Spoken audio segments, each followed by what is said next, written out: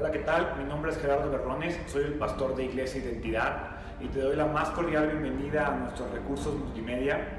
El mensaje que estás por escuchar forma parte del libro de Génesis. Te invito a que escuches todos y cada uno de los mensajes que vamos a preparar a lo largo de varias semanas.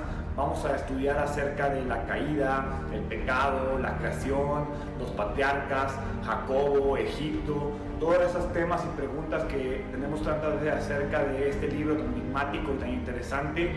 Estudiaremos verso a verso, capítulo a capítulo, los 50 capítulos contenidos en él, y estoy seguro que Dios te traerá revelaciones y bendiciones a lo largo de este estudio. Te pido que si te gusta nuestro mensaje, te suscribas a nuestro canal, que nos contactes a través de nuestras redes sociales en Twitter, Facebook o en YouTube. El hashtag es @identidadslp, y también te invito a que nos escribas un correo a identidadslp@gmail.com. No te vas a arrepentir de ponerte en contacto con nosotros. Queremos conocerte, queremos saber más de ti. Atrévete a conocer más de Dios y a relacionarte con Él de una manera práctica y real. Gracias y que disfrutes el mensaje.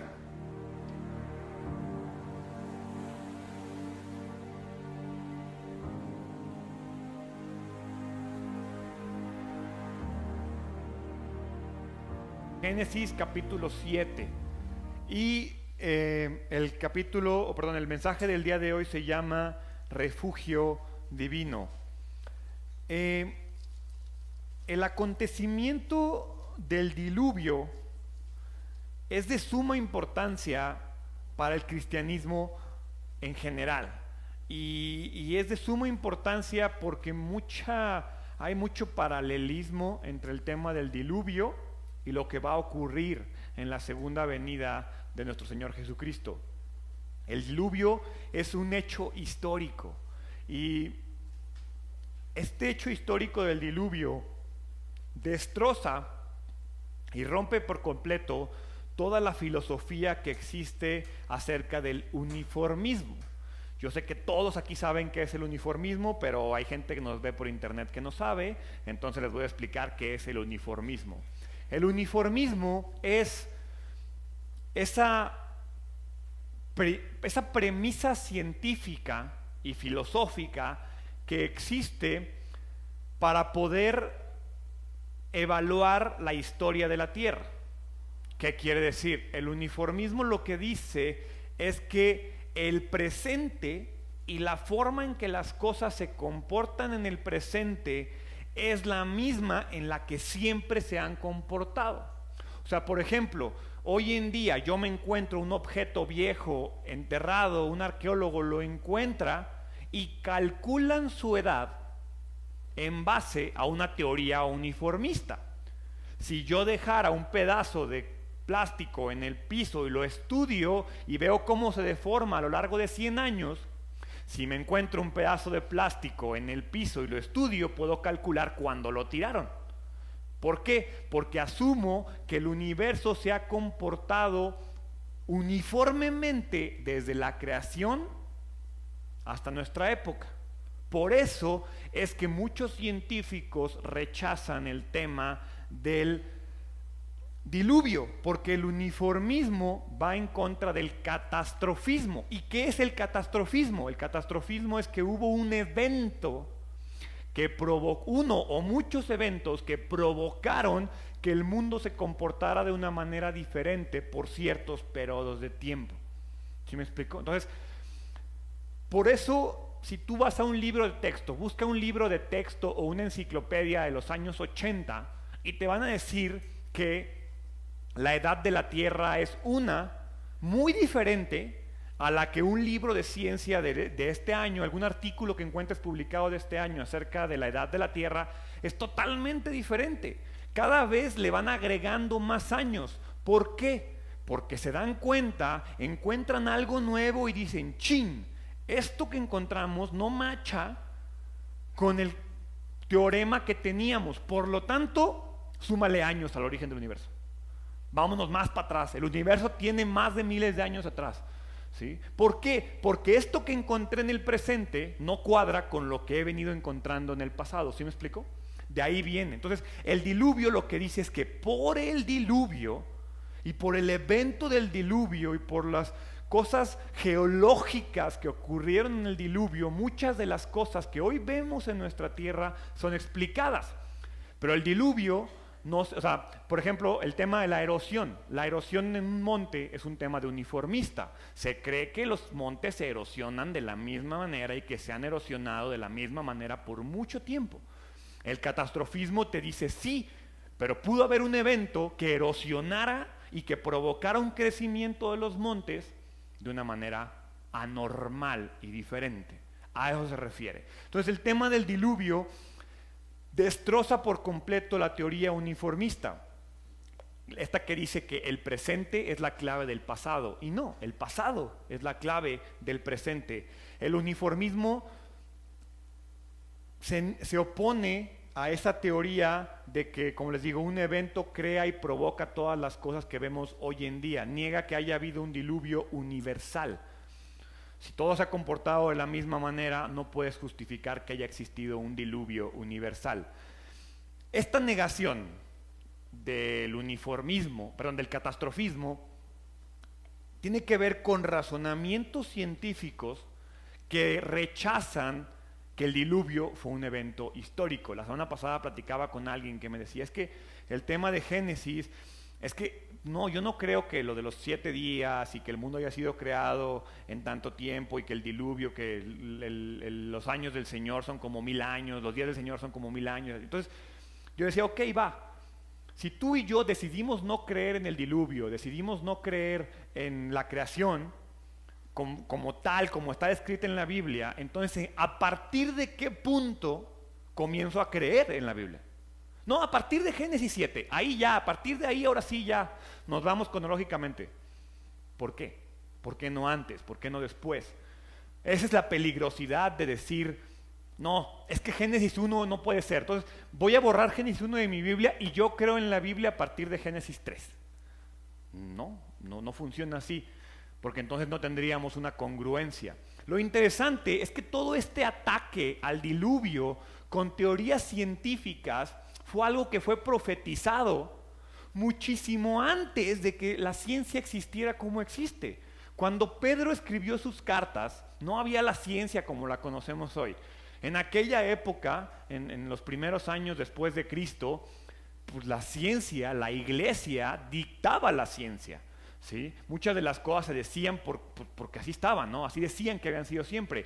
Y quiero que vayan a 2 de Pedro capítulo 3 versículo 1, porque ahí vemos cómo todo este tema del uniformismo fue predicho como una corriente falsa que iba a estar presente en nuestros tiempos. 2 de Pedro capítulo 3 versículo 1 dice: queridos amigos, esta es la segunda carta que les escribo, y en ambas he tratado de refrescarles la memoria y estimularlos a que sigan pensando sanamente. Quiero que recuerden lo que los santos profetas dijeron hace mucho y lo que nuestro Señor y Salvador ordenó por medio de los apóstoles. Sobre todo, quiero recordarles que en los últimos días vendrán burladores que se reirán de la verdad y seguirán sus propios deseos. Y ve lo que dice: dirán, ¿qué pasó con la promesa de que Jesús iba a volver? Desde tiempos antes de nuestros antepasados, el mundo sigue igual que el principio de la creación. Nada ha cambiado, todo se comporta igual. Versículo 5: deliberadamente olvidan que hace mucho tiempo Dios hizo los cielos por la orden de su palabra y sacó la tierra de las aguas y la rodeó con agua. Luego usó el agua para destruir al mundo antiguo con un potente diluvio. Te está diciendo, van a venir uniformistas a decirte que es imposible que el diluvio haya existido. Y Pedro nos dice, hermanos, no se olviden de eso. No pueden permitir que la verdad se quede en el pasado. Según la Biblia, el uniformismo no puede sostenerse si es que el diluvio existió. O sea, o crees en el diluvio o crees en el uniformismo, ¿sí? La Biblia enseña que hubo un diluvio universal decretado por Dios a causa de la rebeldía, a causa de la corrupción de la humanidad, y además es importante porque ese diluvio profetiza que va a haber una segunda venida. Entonces, si tú y yo no creemos en el diluvio, porque sí creemos en la segunda venida, si es que crees, no puedes escoger, esto sí lo creo, esto no lo creo, esto sí me gusta, esto sí me hace sentido.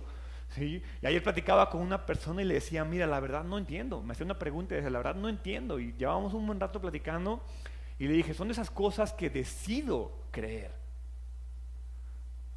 Porque hay un momento en el que si tratas de entender la lógica de un Dios que todo lo sabe, que todo lo puede, que todo lo entiende y que Él lo creó con nuestra capacidad limitada, que muchas veces no entiende ni el cálculo, ¿cómo pretendo entender la lógica detrás de un Dios todopoderoso, creador de todo lo que existe? Entonces, tenemos que entender que o creo la totalidad o no creo la totalidad, ¿sí? Tanto el diluvio como el juicio final se basan en una justicia retributiva de Dios. Es una característica de Dios. Dios es un Dios justo que le va a dar a todos según lo que hayan hecho o según lo que hayan creído. La humanidad de nuestros tiempos está haciendo exactamente lo mismo que hizo la humanidad en los tiempos de Noé: rebelarse, rechazar la revelación divina. El problema y la razón por la cual Dios no ha venido a inundar y a destruir el mundo es porque prometió que no lo iba a hacer. Juró, hizo un pacto con Noé y le dijo, no lo voy a volver a hacer. ¿Sí? El juicio futuro de Dios es un hecho, pero es importante observar que en el juicio, ¿sí?, también se encuentra la gracia, y que la gracia no deja de actuar, y que la razón por la cual no ha ocurrido el segundo juicio, la segunda venida, es porque Dios es un Dios de gracia. En aquel entonces, en los tiempos de Noé, Dios proveyó un medio de salvación cuando le dijo a Noé, construye el arca. El arca representa un anticipo de Jesucristo. Todo el que se subió al arca sobrevivió el juicio. Todo el que se aferra a la cruz de Cristo va a sobrevivir el juicio siguiente. Es un paralelismo real que existe. Dios sigue ofreciéndonos a ti y a mí un refugio divino. Ya no es un refugio físico. Ya no me tengo que ir a meter a una cueva o a una arca o a ningún lugar para ocultarme. Ahora el refugio lo recibo por fe a través de lo que hizo Jesucristo. Uno de los principales dilemas que existe, porque es una de las teorías que existe, es si en realidad sí fue un diluvio universal o si fue un diluvio local. Hay cristianos que, como no pueden renunciar al tema de la evolución que se ve en la ciencia, dicen, no, ya sé, lo que pasa es que Génesis describe que solo se inundó Mesopotamia.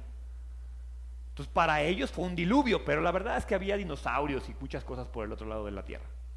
No, es un diluvio universal. Si bien ha sido una discusión de muchos años, no hay evidencia en la Biblia que te diga que fue un diluvio local. La Biblia claramente enseña que fue un diluvio universal y que solo Noé y su familia y los animales fueron librados de esta catástrofe. ¿Por qué? Porque fueron los únicos que fueron encontrados justos. Y ahorita vamos a ver por qué fueron encontrados justos. Primero quiero que veamos el mandato de Dios de entrar al arca. Es muy importante. Génesis 7, del 1 al 9. Cuando todo estuvo preparado, es decir, cuando el arca estuvo terminada, el Señor le dijo a Noé, entra en la barca con toda tu familia, porque puedo ver que entre todas las personas de la tierra solo tú eres justo. Toma contigo 7 parejas, macho y hembra, de cada animal que yo he aprobado para comer y para el sacrificio, y toma una pareja de cada uno de los demás. Toma también 7 parejas de cada especie de ave. Tiene que haber un macho y una hembra en cada pareja para asegurarte que sobrevivan todas las especies de la tierra después del diluvio. Dentro de 7 días haré que descienda la lluvia sobre la tierra y lloverá durante 40 días y 40 noches hasta que yo haya borrado de la tierra a todos los seres vivos que he creado. Así que Noé hizo todo tal como el Señor les había ordenado. Noé tenía 600 años cuando el diluvio cubrió la tierra. Subió a bordo de la barca para escapar del diluvio junto con su esposa y sus hijos y las esposas de ellos. Con ellos estaban todas las aves, no, todas las diferentes especies de animales, los aprobados para comer y para el sacrificio y los no aprobados, junto con todas las aves y los animales pequeños que corren por el suelo. Entraron en la barca por parejas, macho y hembra, tal como Dios había ordenado a Noé. Hay dos imperativos. Dice, entra al arca y toma. ¿Sí? Si los leen ahí al principio, dice, entra en la barca y dice, toma contigo 7 parejas. Lo interesante es que esos 2 ordenanzas siguen siendo las mismas que Dios nos hace. Entra a la eternidad con Jesús, toma las bendiciones que Dios nos da. Las reglas no cambian. Dios sigue ordenándonos, porque no es una opción, es una ordenanza. Te dice, entra y toma, ¿sí? Ahora, la base de la entrada de Noé en el arca es expresada por la frase. ¿Por qué Noé entró en el arca? Porque puedo ver que entre todas las personas de la tierra, solo tú eres justo. Ahora, ¿qué significa que Noé fuera justo? ¿Que era bueno? ¿Que no había pecado? ¿Que era mejor que tú y que yo? Ninguna de esas. El hecho de que la Biblia use la palabra justo tiene que ver con la fe. La justicia divina en nuestra vida y en la mía siempre será evaluada por la fe. La justicia de Dios se obtiene solo mediante la fe. Esa es una verdad eterna. Noé fue encontrado justo porque creyó lo que Dios le dijo, porque entendió que Dios le dijo, viene un juicio, créeme. Y Noé, ¿qué hizo? Le creyó. Y como loquito se puso a construir un barco. ¿Y qué crees? Los barcos no existían. ¿Sí? Hizo una estructura que Dios le dijo que él construyera y terminó siendo un arca. Va a llover, ¿y qué crees? Nunca había llovido. Y Dios, ¿y qué es eso de llover? Va a caer agua del techo, del cielo. Pues está chido, ¿no? Va a estar padre mojarnos, una refrescada, hace mucho calor aquí en el paraíso. Bueno, en la tierra. ¿Sí? A pesar de lo loco y lo sin sentido que parecía la instrucción divina, Noé creyó. Y porque creyó, fue encontrado justo, ¿sí? Su familia, hay gente que dice, no, porque Noé fue encontrado justo, su familia también. No es cierto, porque luego de ahí se pueden agarrar a que, pues entonces por mi fe mi familia es justificada. La fe es personal. La familia decidió subirse al arca con su papá, con su esposo, y por eso ellos también fueron encontrados justos, ¿sí? La fe justifica personalmente. Por mi fe mi familia no es justa. Por mi fe puedo provocar fe en mi familia, pero es una cosa muy diferente a que mi fe lo salve. Ahora, el versículo 3 dice, asegurar que sobrevivan todas las especies. Si no hubiera sido un diluvio universal, esta instrucción no tendría sentido. Si Dios nomás hubiera querido matar a los de Mesopotamia, ¿para qué meto a los animales? Pues nomás genera un barquito más chiquito, acabo más rápido con todo, meto nomás a Noé y a su familia, y pues todos los animales siguen viviendo en el resto del universo, ya después llegarán de regreso a Mesopotamia, ¿no? Por eso es que el diluvio es universal, no está contradiciendo otra cosa. La Biblia habla de un diluvio universal. Noé entró en el arca cuando Dios se lo ordenó, no cuando Noé quiso entrar. Él esperó hasta que Noé le dio la instrucción. Desde siempre la salvación proviene de Dios. Cuando Dios te llama, tú respondes, ¿sí? Noé esperó, trabajó, aunque no entendía lo que estaba haciendo, aunque no sabía por qué lo estaba haciendo, pero cuando Dios le dijo, entra, él estaba listo para entrar. Y eso pasa contigo y conmigo. Nuestra vida tiene que ser una vida de congruencia y de fe y de hacer las cosas aunque no entendamos por qué la estamos haciendo, para que cuando llegue el momento y Dios te llame a la eternidad, Tú nomás digas, ahora le dejo de trabajar y me meto al arca porque estoy listo, porque estoy preparado, porque mi fe es evidente. Y una vez que estuvo dentro del arca, y ojo, después de 7 días llovió. O sea, todavía lo metió al arca. Cerró la puerta, porque la puerta la cierra Dios. Él decide quién entra y quién sale, y cuándo la cierra y cuándo la abre. Están dentro del arca y 7 días con animalitos, bien padre, imagínate cómo olía el lugar. Y aparte imagínate la gente afuera. No que iba a llover, mi Noé, no que iba a pasar esto. Y Noé adentro en la torre, y si estoy, o sea, ve la manera en la que funciona. Entonces, que tú sientas que las cosas te pasan solo a ti.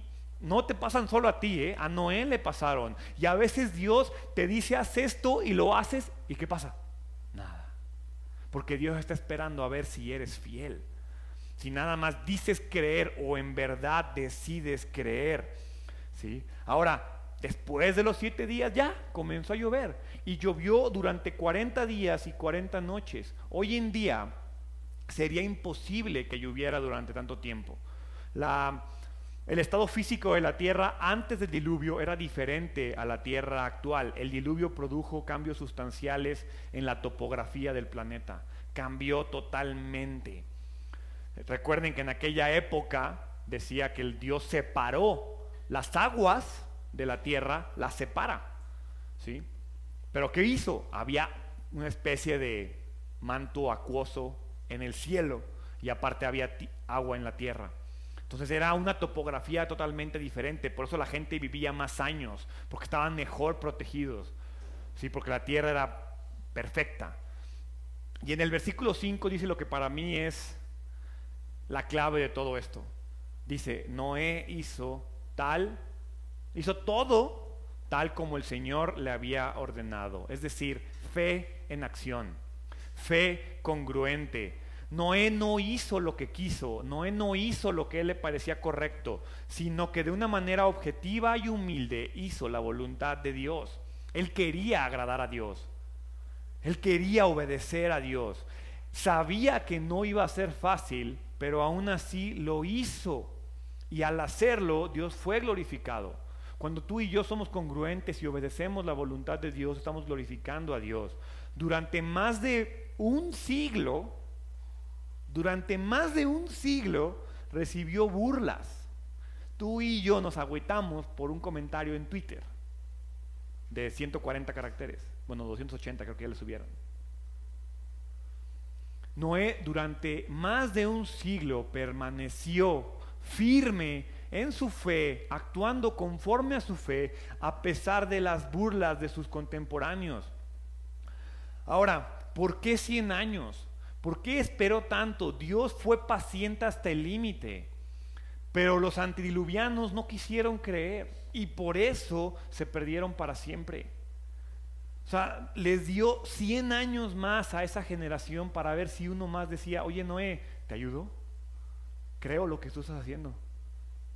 Pero no lo hicieron. Hoy la Biblia dice que Noé fue el único justo, pero pues porque la Biblia fue escrita después. No fue como que Dios escogió a Noé y dijo, solo tú vas a creer. No. Todos tuvieron la posibilidad de creer. El único que creyó fue Noé y su familia. Génesis capítulo 7 habla acerca de la fecha del diluvio. Vean el detalle que le mete Moisés a la fecha del diluvio. Si esto no fuera histórico, ¿para qué le meto tanto detalle a que tú y yo podamos ubicar en el tiempo cuando ocurrió el diluvio? Después de 7 días, las aguas del diluvio descendieron y cubrieron la tierra. Cuando Noé tenía 600 años, el día 17 del segundo mes, todas las aguas subterráneas entraron en erupción y la lluvia cayó en grandes torrentes del cielo. La lluvia continuó cayendo durante 40 días y 40 noches.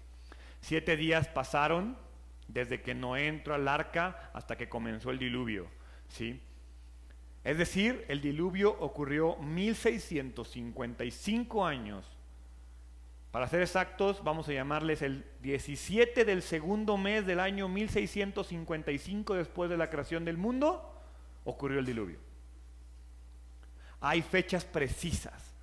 Si no fuera importante la fecha, no estaría en la Biblia. Es importante que tú y yo entendamos y sepamos que es un hecho histórico. En este pasaje se describen las implicaciones geofísicas del diluvio. ¿Qué ocurrió? ¿Sí? El cielo hidrológico, que es eso lo que les digo, había un cielo hidrológico que estaba controlado por dos grandes concentraciones de agua, producto de la división de las aguas en Génesis capítulo 1. Dice Génesis capítulo 1 que la tierra estaba cubierta ¿por qué? Por agua. Y no es como que Dios desapareció el agua. En algún lugar la tuvo que poner. Entonces Dios la separa, deja agua, tierra y manda agua al cielo. ¿Sí? Y había una capa de agua que cubría la tierra. ¿Sí? El agua caía del cielo en forma de lluvia, pero vean lo que dice ahí. Dice, todas las aguas subterráneas entraron en erupción, es decir, había fuentes y manantiales subterráneos guardados en el interior de la tierra. Brotaba agua, imagínate lo que significa que brote que brote agua de la tierra. Métete a Google, ponle en YouTube y ponle nacimiento de una isla y vas a encontrar cómo de repente salen islas de la tierra. Hoy todavía, hasta la fecha. ¿Sí? ¿Por qué? Por erupciones. Entonces imagínate lo que le provocaron todas estas erupciones y el diluvio a la tierra. Por eso la tierra tiene la composición que tiene en la tierra. Por eso hoy hace frío en los polos. ¿Sí? La tierra antes estaba cubierta, era un invernadero perfecto. Hoy en día ya no funcionan las cosas de esa manera. Después del diluvio las cosas cambiaron.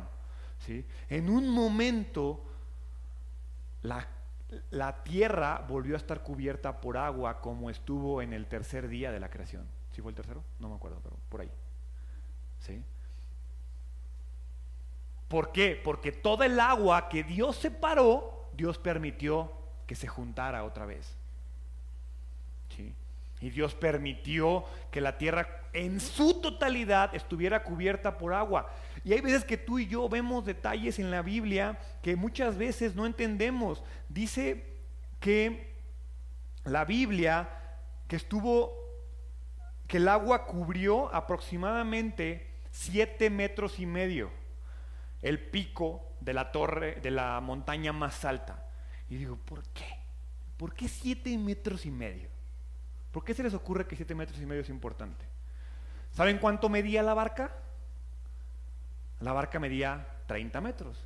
Y como cualquier persona que conozca de barcos y de hidrología sabe que lo que se mete al barco es la mitad del casco.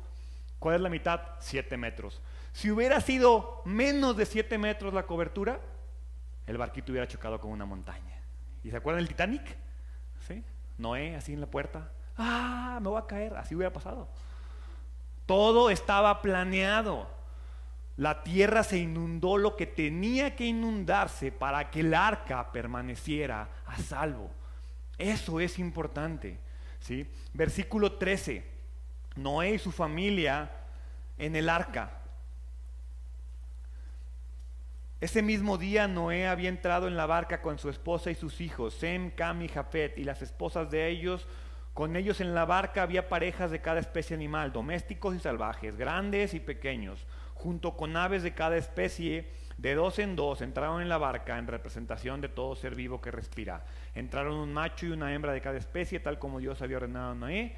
Luego el Señor cerró la puerta detrás de ellos. Había entrado. No se refiere a que todos entraron el mismo día, fueron entrando paulatinamente. Ese día se completó el acto de que todos entraran, pero no entraron todos corriendo en el mismo día. No es como en los libros de los niños que se ven todos los animalitos caminando en fila entrando al arca. No, fueron llegando en diferentes momentos, en diferentes etapas, ¿sí?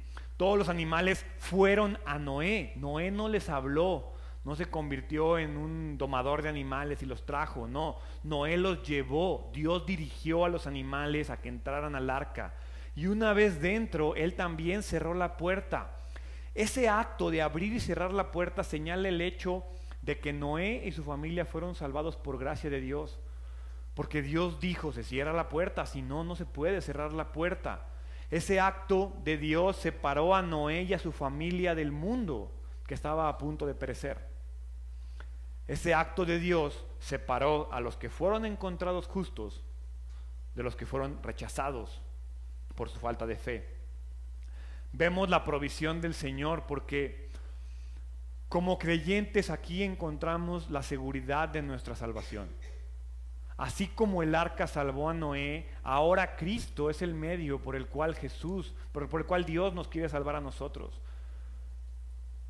Cristo es el nuevo arca, es la nueva arca para nuestras vidas. Si tú y yo entramos a Cristo, nos vamos a encontrar cubiertos del futuro juicio que va a venir. En este pasaje se usa el nombre personal de Dios. Durante mucho tiempo o muchos fragmentos en la Biblia se encuentran diferentes nombres de Dios según la característica. En este pasaje el nombre de Dios es el nombre personal, es el que significa autoexistente, eterno, el que es el guardador del pacto. Eso es lo que significa ese hombre. Dios cumple la promesa y Dios nos va a cumplir la promesa a ti y a mí. Es algo que tenemos que creer. ¿Por qué? Porque Dios es fiel. Las promesas de Dios descansan en su fidelidad, no en ti y en mí. Imagínate que las promesas de Dios descansaran en mi fidelidad. No, ya hubiéramos valido hace mucho tiempo. Gracias a Dios y gracias a su misericordia, sus promesas descansan en su fidelidad, porque Él es fiel. Y hasta que todos, ojo, hasta que todos los que tuvieron que estar adentro del arca estuvieron adentro del arca, comenzó el juicio. Eso mismo va a pasar con nosotros. Cuando todos los que tenemos que estar con Jesús, estemos con Jesús, en ese momento va a ocurrir el juicio final. Tú y yo no sabemos quién es el último. Igual y puede ser tú el último. No lo sabemos. Lo importante es que cuando llegue el diluvio te encuentre adentro, ¿sí?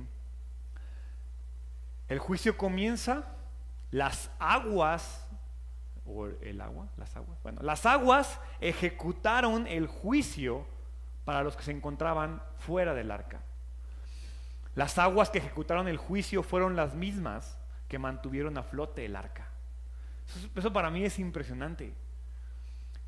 La misma agua que mató a los que rechazaron a Cristo, a Dios, es la misma agua que mantuvo a flote el arca.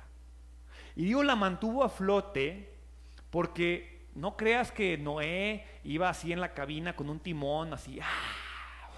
No, para nada. Este era un artefacto flotante. No tenía control. Se movía en las aguas conforme Dios quería que se moviera en las aguas. Noé no tenía ningún control de lo que ocurría con el arca. Su única labor era estar adentro. Como tu única labor y mi única labor es estar con Jesús, ¿sí? Pedro, en un paralelismo, señala que la misma seguridad que tuvo Noé es la misma seguridad que tú y yo vamos a tener. Ahí en 1 de Pedro capítulo 3 versículo 20 dice: esos que desobedecieron a Dios hace mucho tiempo, cuando Dios esperaba con paciencia mientras Noé construía el arca, solo 8 personas se salvaron de morir ahogadas en ese terrible diluvio. El agua del diluvio, el agua del diluvio simboliza el bautismo que ahora los salva a ustedes. Simboliza, el bautismo nos salva, ¿ok? El agua del diluvio simboliza el bautismo que ahora los salva a ustedes, no por quitarles la suciedad del cuerpo, sino porque responden a Dios con una conciencia limpia, y es eficaz por la resurrección de Jesucristo. El bautismo nos salva. Lo que salva es la respuesta a Dios con una conciencia limpia. ¿Y por qué es eficaz el bautismo? No porque te haya bautizado el pastor más perrón del universo que soy yo, no es cierto. Por eso nos salva. Dice ahí, lo que salva es La razón por la que el bautismo salva es por la resurrección de Jesucristo. La salvación es un regalo de Dios que se recibe por fe. Y así ha sido desde los tiempos de Adán y Eva. Todo el que es encontrado justo es porque por fe cree lo que Dios ha revelado. Hoy nosotros, nuestra revelación es mucho más grande. Requerimos menos fe. En aquel entonces, imagínate la fe que requirió que Noé creyera en Dios. Tú y yo muchas veces vemos cómo Dios actúa y aún así no creemos. Dios nos ha sacado de muchas crisis y aún así creemos que en la que estamos, de esa no nos va a sacar. Se nos olvida que Dios, a diferencia de la tierra, Él sí es uniforme. Él sí es congruente. Él sí se comporta de la misma manera siempre. La tierra no, el universo no, la geología no, la ciencia no. Dios sí. Dios sí es uniforme. Y así como el arca era el único medio en tiempo de Adán para ser salvo, en nuestros tiempos la fe en Cristo es el único medio para alcanzar la salvación y la vida eterna. Génesis capítulo 7, versículo 17. La duración del diluvio y los efectos del diluvio. Durante 40 días, las aguas del diluvio crecieron hasta que cubrieron la tierra y elevaron la barca por encima de la tierra. Mientras el nivel del agua subía más y más por encima del suelo, la barca flotaba a salvo sobre la superficie. Finalmente, el agua cubrió hasta las montañas más altas de la tierra, ahí está, elevándose casi 7 metros por encima de las cumbres más altas. Murieron todos los seres vivos que habían sobre la tierra, las aves, los animales domésticos, los animales salvajes, los animales pequeños que corren por el suelo y todas las personas. Todo lo que respiraba y vivía sobre la tierra firme murió. Dios borró de la tierra a todo ser vivo, las personas, los animales pequeños que corren por el suelo y las aves del cielo. Todos fueron destruidos. Las únicas personas que sobrevivieron fueron Noé y los que estaban con él en la barca, y las aguas del diluvio cubrieron la tierra durante 150 días. La descripción es sencilla y majestuosa a la vez. El todopoderoso juicio de Dios y el amor de Dios son manifestados en este mismo momento, son evidentes. Parece repetitivo, pero solo hace evidente que la expansión de las aguas fue tanto que nos lleva a creer en un diluvio universal. Y ¿alguna vez ustedes se han puesto a pensar por qué en el mar es donde se encuentran animales más antiguos, más prehistóricos, y se encuentran unos animalotes en las profundidades del mar? Imagínate toda la parte que no conocemos del mar. Y todo, el océano no explorado no conocemos nada del océano. Y cada vez que se descubre una nueva especie marina dicen, wow, es que esta especie es fenomenal. ¿Por qué creen ustedes que pasó así? Porque las especies marinas no fueron destruidas, ¿sí? Solo las terrestres. Toda especie terrestre salió del arca. Le decía a alguien, el problema está en que imagínate que sales del arca y solamente hay 2 de cada especie. Pues es obvio que no todos los animales sobrevivieron después del diluvio. Y no es que Dios los extinguiera, es que lo importante era hacernos a ti y a mí la aclaración de que el juicio no era hacia los animales. El juicio era la humanidad. Los que se tenían que morir eran los animales. Tenía que quedar evidente que Dios quería que los animales siguieran vivos después del juicio. Pero es evidente que como hoy en día se siguen extinguiendo los animales, ¿sí? Por eso se dice y se cree, con mucha ciencia de por medio, imagínate los dinosaurios o los animales más prehistóricos. ¿Por qué creen ustedes que han encontrado mamuts en lugares donde dices, ¿cómo llegó un mamut aquí? Pues imagínate si la tierra se inundó. ¿Qué pudo haber pasado con esos animales que existían? ¿A dónde se los llevó el mar? ¿A dónde se movieron? ¿Cómo terminaron encerrados entre capas de hielo posterior al diluvio? El polo norte y el polo sur, con el frío que existe en aquella época, no existían antes del diluvio. Por eso en los polos de repente encuentran animales tropicales. Ay, ¿cómo llego acá? No, seguro la tierra se movía así, la hacía así, por lo tanto un animal llegó allá y por eso está congelado allá. Y encuentras una teoría cuando vemos en la Biblia que el juicio lo provocó y que hay una razón lógica detrás de eso.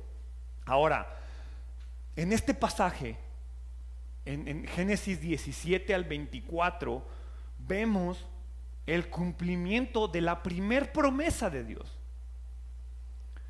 Una de las primeras, bueno, no la primer promesa, sino el cumplimiento, el primer cumplimiento de una promesa de Dios, ¿sí? Génesis capítulo 6, versículo 17, lo estudiamos la semana pasada. Génesis 6, 17, decía, aparte ve los términos: mira, estoy a punto de cubrir la tierra con un diluvio que destruirá a todo ser vivo que respira. Todos los que hay en la tierra morirá. Yo leo esa frase y digo, seguro Dios tiene ciertas características de mujer. Ya estoy casi lista, mi amor. ¿Cuánto se tardan? No me tomen carrilla, es carrilla sana, mujeres. No me odien. Hay hombres que hacemos lo mismo. Dios dice, estoy a punto de cubrir la tierra. 120 años después y 7 días. 120 años y 7 días después comienza el diluvio. Pero vemos un cumplimiento de una promesa. Ahora,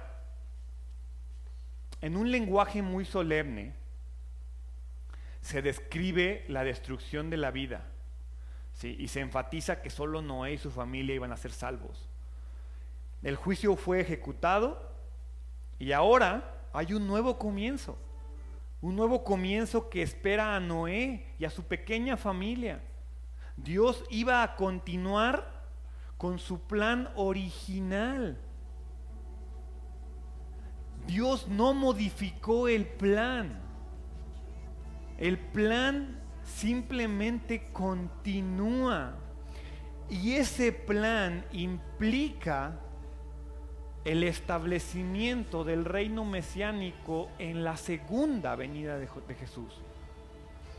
Entonces, vemos cómo Dios a través de la historia cumple promesas y promesas, profetiza y cumple, profetiza y cumple, profetiza y cumple.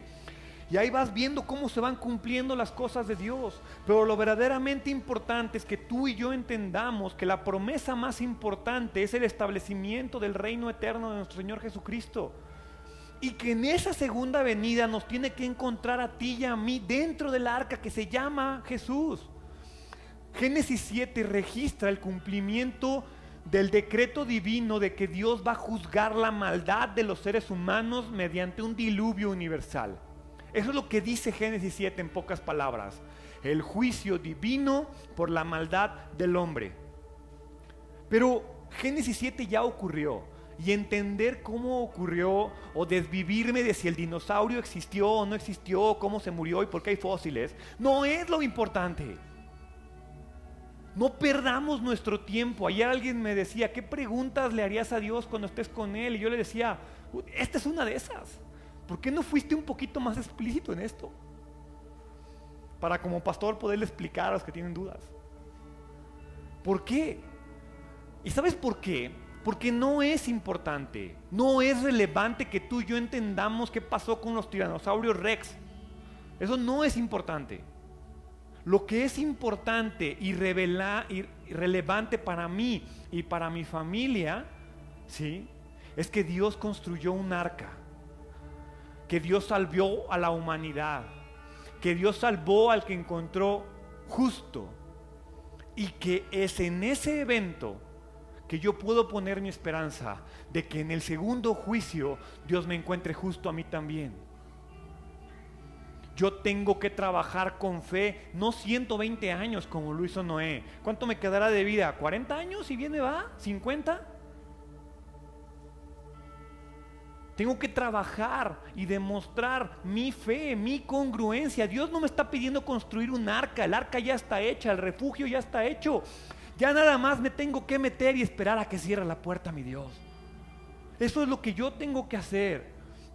Hoy Dios me está diciendo a mí, te está diciendo a ti que te aferres con todas tus fuerzas a Jesucristo, a tu refugio divino. Hoy Dios me quiere librar del juicio eterno. No me va a librar cuando venga a juzgarme. Hoy me quiere librar. Desde hoy me puedo meter a su arca. No me tengo por qué esperar a que ya el arca se esté cerrando y ahí voy como loco corriendo. Sí la libro, sí la libro. No. Desde ahorita me puedo meter y esperar confiado, aunque pasen 1000 cosas, aunque la gente se burle de mí, de mi familia. Tengo la seguridad de mi salvación y tengo la seguridad de lo que Dios está haciendo. Génesis 7 presenta un cuadro de la severidad del juicio divino sobre el pecado humano. Y ¿sabes algo? El juicio que viene no se va a comparar con esto. Pero tú y yo, como la civilización en aquella época, no tenemos miedo. No creemos. Creemos que es burlas, creemos que es tontería, creemos que no tiene sentido, creemos que están locos los que creen en esto. Ese es el problema. En los tiempos de Noé, Dios no le dio al mundo ninguna advertencia además de su palabra. Es decir, Dios le dijo a Noé, diles. Noé va y les dice. Y esta era la única advertencia que tuvieron. Hoy, de igual forma, Dios nos sigue advirtiendo de la misma manera, a través de su palabra. Nos sigue hablando y nos sigue diciendo, confía, haz lo que yo te digo, obedéceme. El hombre desde siempre solo tiene la palabra de Dios para conocer su voluntad. Busquemos cuál es su voluntad y hagamos conforme a ella. Hoy Dios te está llamando a ti, me está llamando a mí a prestar atención a su palabra, a voltear a su palabra. ¿Qué me estás diciendo? ¿Qué me quieres decir? ¿Cómo puedo volver a ti? ¿Cómo puedo entrar a ti? ¿Cómo le hizo Noé? ¿Cómo le hizo su familia? Y la respuesta es, con fe. Creyeron. Si tú y yo esperamos al último momento, corremos peligro. Porque puede que no la libremos. Si te esperas a empezar a ver las nubes o a que caigan las primeras gotas, ya no vas a poder. ¿Ve lo que pasó con Noé? La puerta ya estaba cerrada. Durante 7 días la puerta estuvo cerrada previo a la primer gota de lluvia. No te esperes. No te esperes a que veas el fuego cayendo del cielo para aferrarte a Dios, porque ahí va a ser demasiado tarde. La vida de cualquier ser humano puede terminar inesperadamente. ¿Qué te asegura que saliendo de aquí no te va a pasar algo?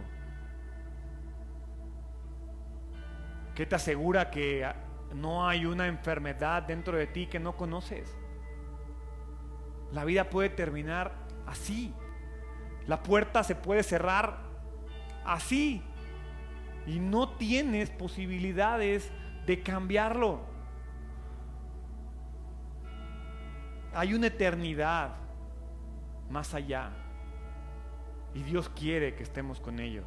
Y lo único que tenemos que hacer para estar ahí es que tenemos que confiar. Y tenemos que refugiarnos. Noé y Jesús, más bien el arca y Jesús tienen un paralelismo, pero también tiene una gran diferencia. Noé, fíjate, Noé tuvo que creer, Noé tuvo que predicar, Noé tuvo que construir el arca, Noé tuvo que esperar a que todos se metieran, Noé tuvo que aguantar carrilla, ¿sí? Tú y yo hoy ni tenemos que construir el arca, ni tenemos que esperar 120 años. Tú y yo lo único que tenemos que hacer hoy es decir, sí creo, me aferro a ti, confío en ti, me refugio en ti. Y entonces sí, esperar que pase lo que tenga que pasar y que el diluvio venga y que el juicio venga. Porque yo tengo la seguridad de que estoy dentro del arca, de que estoy protegido y de que mi Dios me va a salvar y que mi Dios me va a guiar en el juicio hacia el buen puerto, hacia el lugar en el que tengo que estar. La pregunta que tienes que hacerte tú, ¿estás refugiado? ¿Estás donde tienes que estar? ¿Confías lo que tienes que confiar? ¿O eres de los que está afuera rechazándose rechazando a Dios, rechazando la revelación y burlándote de ellos. ¿Por qué no cierras tus ojos y te pones a cuentas con Dios y le dices: Dios, no me hace lógica, Dios, no me es sencillo entenderlo, Dios, no entiendo cómo funciona, pero lo que sí creo es que la puerta se puede cerrar en cualquier momento y que no quiero ser encontrado afuera. Hoy quiero confiar y quiero entrar en ti. Hoy quiero dejar mi necedad, hoy quiero dejar mi rechazo, hoy quiero dejar mi falta de fe. Hoy quiero hacer de tu voluntad un estilo de vida para mi vida. Hoy quiero confiar, hoy quiero aferrarme a ti. Hoy quiero ser encontrado justo por fe, no por obras, por fe. Porque sé que Noé no era mejor que yo, pero Noé decidió creer y hoy yo quiero creer. Hoy yo quiero confiar, hoy yo quiero entrar al arca, hoy yo quiero vivir una vida de fe. Dios, te doy gracias porque puedo aferrarme a ti.